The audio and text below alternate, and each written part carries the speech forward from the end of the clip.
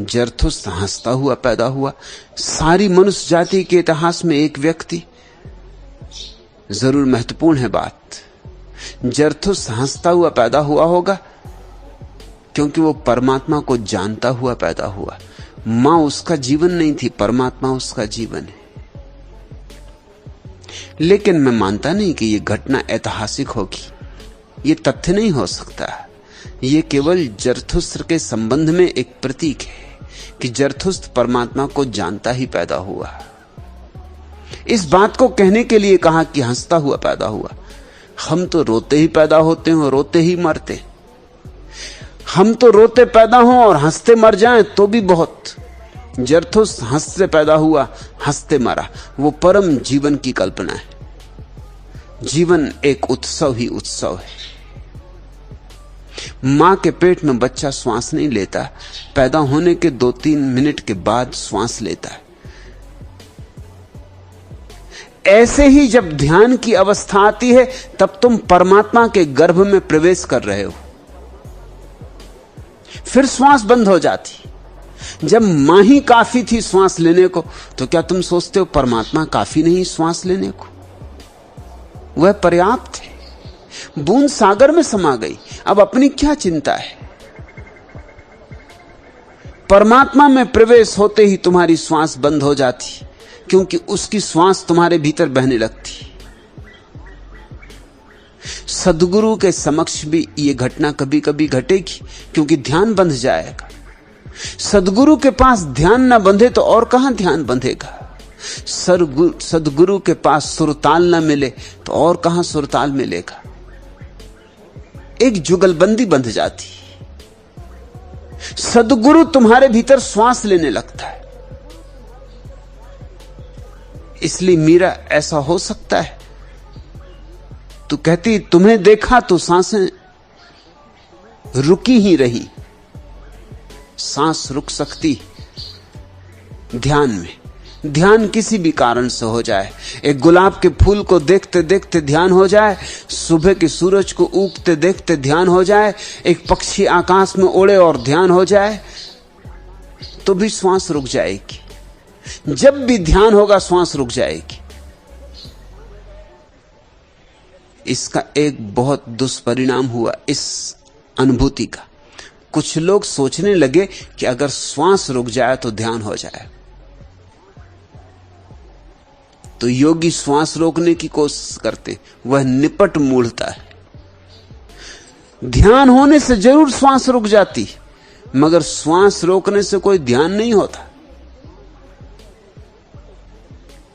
श्वास रोकने से सिर्फ श्वास ही रोकेगी और कुछ नहीं होगा। तड़फोगे भीतर और कुछ नहीं होगा। ध्यान रखना, सदा ध्यान रखना, उल्टे चलने की कोशिश मत करना। तुम चलते हो तो तुम्हारी छाया तुम्हारे पीछे चलती, मगर तुम छाया के पीछे चलने की कोशिश मत करना, नहीं तो बड़ी मुश्किल में पड़ जाओगे, बड़े भटक जाओगे। ध्यान के पीछे पीछे श्वास बंद हो जाती, करनी नहीं पड़ती, सहज हो जाती। और सभी को ऐसा अनुभव हुआ है। कभी किसी क्षण में आकाश तारों से भरा हुआ देखा है और एक क्षण को तुम अवाक हो गए। अवाक का अर्थ क्या होता है? वाणी रुक गई, अवरुद्ध हो गई, ठगे रह गए। ठगे रहने का अर्थ क्या होता है? लुट गए, जैसे कुछ ना बचा, मिट गए, जैसे खो गए। जैसे फिल्म देखने जाते हो तुमने ख्याल किया फिल्म देखने के बाद तुम्हारी आंखें क्यों थक जाती? फिल्म के कारण नहीं। वैज्ञानिक कहते हैं फिल्म देखने से आंख नहीं थकती, क्योंकि फिल्म देखो या कुछ और देखो, देखना तो एक जैसा है। असली आदमियों को चलते रास्ते पे देखो कि छायाओं को चलते हुए पर्दे पे देखो, देखने में तो शक्ति उतनी ही लगती। जब असली आदमियों को देख के आंख नहीं थकती, तो तस्वीरों को देख के कैसे थक जाएगी? लेकिन थकने का कारण कुछ और है। जब तुम फिल्म देखते हो तब तुम्हारी आंख का झपकना बंद हो जाता, उसकी वजह से आंख थकती। तुम ऐसे संलग्न हो जाते हो कि आंख झपकती ही नहीं। तुम भूल ही जाते हो कि आंख को झपकना है। और आंख न झपके तो थकेगी, क्योंकि झपकने से आंख को विश्राम मिलता है। झपकने से आंख को बीच बीच में विराम मिलता है। झपकने से आंख ताजी रहती, धूल पुछ जाती। झपकने से आंख गीली बनी रहती, आर्द्र बनी रहती, सूख नहीं जाती। 3 घंटे बैठे रहोगे फिल्म में और आंख ना झपकोगे तो आंख सूख जाएगी, धूल जम जाएगी, थकान उससे पैदा होती। फिल्म देखते देखते आंख का झपकना रुक जाता है, तो आकाश के तारे देखते देखते कभी आंख का झपकना नहीं रुक जाएगा। एक सुंदर संध्या, सूरज का डूबना, बादलों का रंगों से भर जाना, वर्षा के दिन, सावन का महीना, आकाश में इंद्रधनुष की मौजूदगी, और आंखें झपकेंगी, सांस चलेगी। ये सब अपने से बंद हो जाएगा। और जब भी कभी ऐसा हो जाता तभी तुम्हें आनंद की झलक मिलती। आनंद की झलक इसलिए मिलती है कि थोड़ी देर को तुम्हारे भीतर का सारा व्यवसाय शांत हो जाता है। श्वास का भी व्यवसाय शांत हो जाता है। तुम जैसे रहे ही नहीं, तुम जैसे किसी परलोक में प्रवेश कर गए। सद्गुरु के पास ऐसी घटना न घटे तो वह तुम्हारा गुरु नहीं होगा, किसी और का। जिसको ऐसी घटना घटती हो उसका होगा। अगर तुम मुझसे पूछो कि सद्गुरु को कैसे पहचाने, तो बहुत पहचानों में एक पहचान बुनियादी यह भी है कि जिसके पास बैठे बैठे तुम्हारी सांस रुक जाए तो समझ लेना ज़रोखा करीब है। भाग मत जाना, झरोखों को जरा टटोलना, रुके रह जाना। तू कहती तुम्हें देखा तो सांसें रुकी हो रही। मेरे मालिक, ये आंखें झुकी ही नहीं, झुकी ही नहीं। पलकें ना झुकेंगी, आंखें ना झुकेंगी, सब ठगा रह जाएगा, सब स्थिर हो जाएगा। सत्संग का अर्थ ही यही है मीरा, कि जहां सब स्थिर हो जाए, जहां शिष्य ऐसा लीन हो जाए कि उसका अलग होना ना बचे, जहां सद्गुरु तुम्हारी आंख हो, जहां सद्गुरु तुम्हारी हृदय की धड़कन हो, जहां सद्गुरु तुम्हारे प्राणों का आधार बन जाए। मेरे मालिक, ये आंखें झुकी ही नहीं। होश आते ही तुम छुप गए हो कहां? तुम अभी थे यहां, तुम अभी थे यहां, लेकिन होश आते ही ये बात खो जाएगी। होश आया अर्थात अहंकार वापस लौटा। तुम्हारे होश का इतना ही अर्थ होता है, होश आया यानी तुम वापस आए। होश आया अर्थात तुमने अपने को झकझोरा और कहा कि अरे मैं कहां खो गया था, मैं किस बात में डूब गया था, यह मुझे क्या हो गया था, यह मैं कैसा ठगा सा ठहरा सा रह गया था, ये सांसें बंद क्यों हुई, ये आंखें झपकी क्यों नहीं। होश का तुम्हारे लिए एक ही अर्थ है, तुम्हारी वापसी, तुम्हारा फिर लौट आना। ये असली होश नहीं है, ये अहंकार का होश है, और इसलिए तत्क्षण संबंध टूट जाएगा।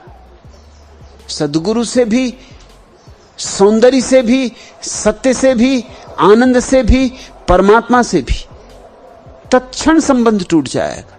वो जो बंध रहा था सेतु, वो जो धागे प्रेम के वो जो 2.5 आखर के धागे फैल रहे थे टूट जाएंगे, तत्क्षण टूट जाएंगे। बड़े महीन, बड़े नाजुक हैं। फिर वापस तुम अपने अहंकार में आ गए, फिर सांस चलने लगेगी, फिर आंख झपकने लगेगी, फिर वही दुख, फिर वही पीड़ा, फिर वही चिंता, फिर वही संताप, फिर सब ऊहापोह शुरू हो गया। विचार भागने लगे, भावनाएं उठने लगी, तरंगायत हो गया चित्त फिर से। झील जो अभी क्षण भर को शांत हो गई थी, मौन हो गई थी, फिर तूफान उठाया, फिर आंधी आ गई। इसलिए संबंध छूट जाएगा। वो जो क्षण भर को झलक मिली थी खो जाएगी, कहां खो गई पता भी ना चलेगा। पीछे ऐसा भी लगेगा कि कहीं भ्रांति तो ना थी, कहीं मन को कोई धोखा तो ना हुआ था। लेकिन सच्चाई यह है कि वही सत्य था, मन को धोखा अब हो रहा है। मगर धीरे धीरे मीरा, बार बार ऐसा होगा, और जब बार बार होगा तो देर तक ठहरेगा। जब बार बार होगा तो गहराई बढ़ेगी। जब बार बार होगा तो यह अनुभव प्रगाढ़ होने लगेगा कि सत्य क्या है, असत्य क्या है, रोशनी क्या है, अंधकार क्या है। और जैसे जैसे ये प्रगाढ़ता अनुभव की बढ़ती, वैसे वैसे एक घड़ी आती है, एक दिन, जब तुम बिल्कुल ही विसर्जित, समर्पित, कहां खो गए, पग चिन्ह भी ना मिलेंगे। बुद्ध ने कहा है, ज्ञानी ऐसे खो जाता है जैसे पक्षी आकाश में उड़ते हैं और उनके पैरों के पग चिन्ह नहीं बनते। ऐसे ही ज्ञानी खो जाता पक्षियों के पग चिन्हों की भांति। बुद्ध ने कहा है कि जैसे कोई पानी पर अक्षर लिखे, लिख भी नहीं पाता और खो जाते, ऐसे ही ज्ञानी खो जाता है। मगर यह खो जाना पा जाने की प्रक्रिया है, यह मिटना होने की सीढ़ी है, यह शून्य होना पूर्ण होने का द्वार है।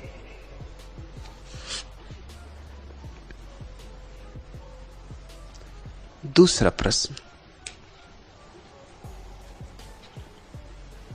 भगवान, संसार में मुझे बुराई ही बुराई क्यों दिखाई देती? कृष्णानंद,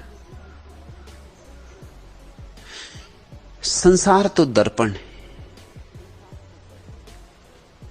संसार में जो दिखाई देता है वो अपना ही चेहरा है। संसार तो प्रतिध्वनि है। संसार में जो सुनाई पड़ता है वो अपनी ही आवाज है। हम संसार में वही पाते हैं जो हम हैं, जैसे हम हैं। एक शराबी किसी अजनबी गांव में आए,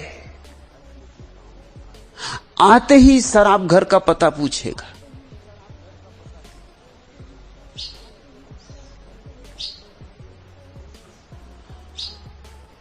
दस 5 दिन के भीतर ही तुम पाओगे कि गांव के सारे शराबियों से उसकी पहचान हो गई, दोस्ती हो गई,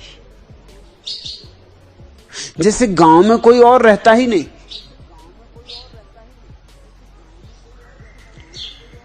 शराबियों से ही उसका मिलन होगा। एक जुआरी आए, जुए के अड्डे पर पहुंच जाएगा, जुआरियों से दोस्ती बन जाएगी, जैसे कोई चुंबक खींचता हो। उसी गांव में सत्संग भी चलता होगा, मगर जुआरी को सत्संग का पता ही नहीं चलेगा। सत्संग के पास से गुजर जाएगा और कानों कान आहट भी न मिलेगी।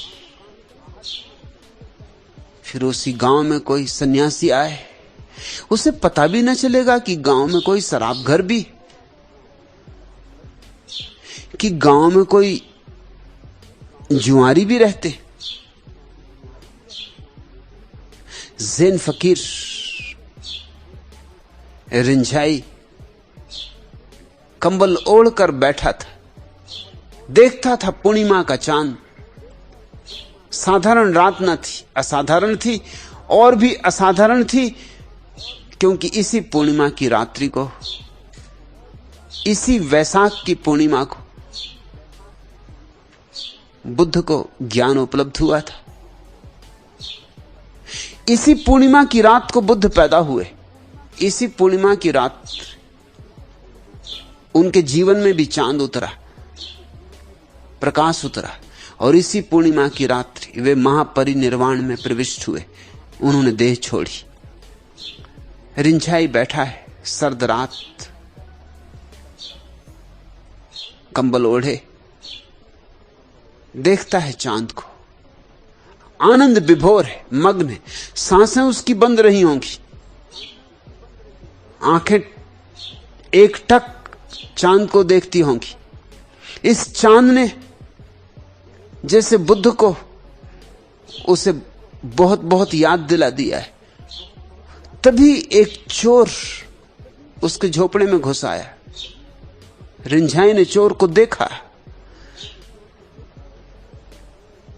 जाके चोर को पकड़ा और कहा कि भाई क्षमा कर।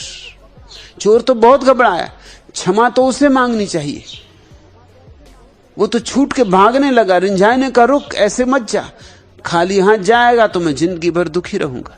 ये कंबल लेता जा, और तो मेरे पास कुछ है नहीं। कंबल दे दिया चोर को। रिंझाई नंगा था कंबल के भीतर, कुछ और तो था नहीं। चोर झिझका भी, चोर भी झिझका।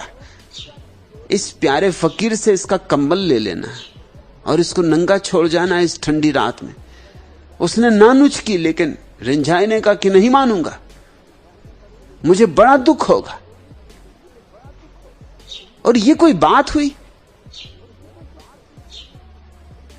इतना बड़ा सौभाग्य दिया मुझे, आज तक कोई चोर मेरे झोपड़े पे नहीं आया।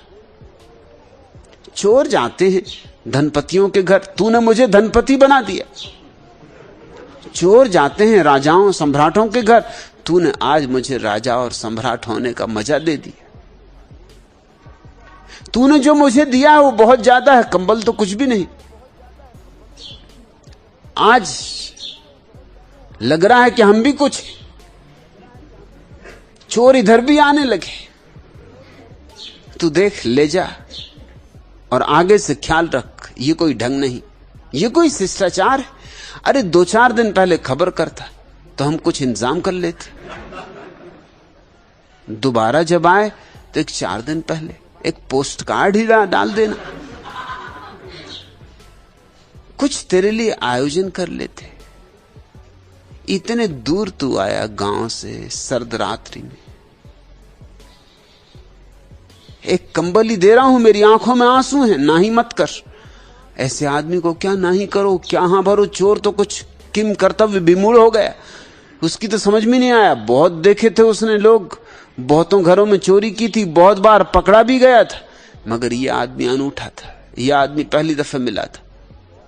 भागा लेके कंबल, जैसे ही बाहर जा रहा था रिंझाई ने आवाज दी कि ठहर, कम से कम धन्यवाद तो दे दे, शिष्टाचार तो सीख, कम से कम इतनी ही बात तो याद रख, और दरवाजा बंद कर दे। जब आया था दरवाजा बंद था, तू खोल के भीतर आया, अब दरवाजा फिर बंद कर दे और धन्यवाद देकर अपने रास्ते पर लग। दोबारा जब आए पहले खबर कर देना। उसने जल्दी से धन्यवाद दिया, दरवाजा बंद किया। जब ये रिंझाई ने उसे आवाज दी कि ठहर, तो उसकी छाती धक्क से हो गई। यह आदमी बड़ा अजीब है, ये क्या कर गुजरे कुछ कहा नहीं जा सकता। फिर वो पकड़ा गया अदालत में किसी और चोरी के मामले में, और वो कंबल भी पकड़ा गया। वो कंबल तो जाहिर था, वो तो पूरे जापान में जाहिर था, वो तो सभी को पता था कि रिंझाई का कंबल है। रिंझाई तो इतना प्रसिद्ध था कि सम्राट उसके चरणों में आते थे। वो कंबल किसको पता नहीं था? सम्राटों ने जिस कंबल में रिंझाई को देखा हो, लोगों ने, हजारों लोगों ने जिस कंबल में देखा हो, मजिस्ट्रेट ने भी रिंझाई को देखा था उस कंबल में। उसने कहा यह कंबल रिंझाई का है, और कुछ दिन से वो सिर्फ लंगोटी में है, उसका कंबल कहां गया आज पता चला। तो तूने उस फकीर को भी नहीं छोड़ा।